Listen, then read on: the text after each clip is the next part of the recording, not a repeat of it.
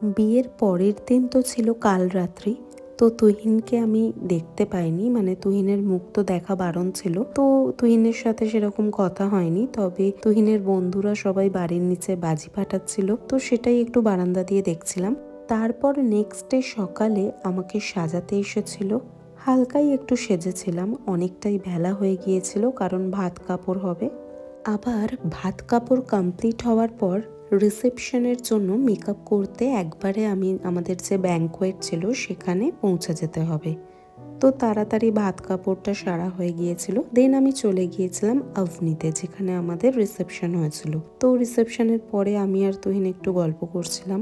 দেন কিছু clips add করছি, সেগুলো দেখো। এগুলো আমাদের রিসেপশনেরই ভিডিও।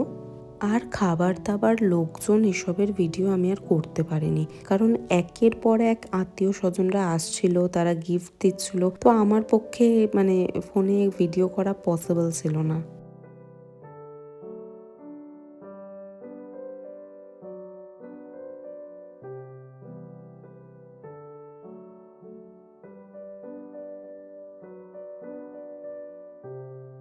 অ্যাট লাস্ট সব কিছু মেটার পর বাড়িতে আসতে আসতে প্রায় 2-2:30 বেজে গিয়েছিল।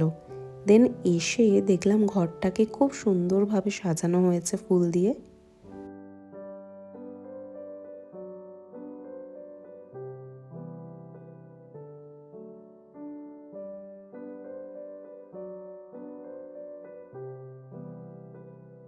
এরপর আবার রাত 2:30-র সময় শুরু হয়েছিল ফুলসজ্জার কিছু রিচুয়ালস।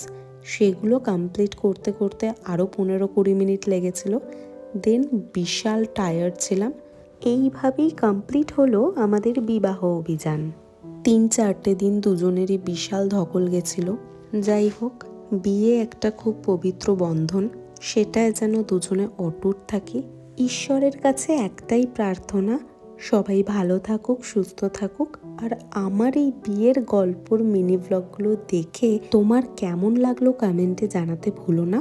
আর যদি ভালো লাগে দেন অবশ্যই আমার চ্যানেলটাকে সাবস্ক্রাইব করো অ্যান্ড বেল আইকনটাকে অন করে দিও। তাহলে যখনই আমি ভিডিও আপলোড করব সেটা সবার আগে তোমার কাছে পৌঁছে যাবে।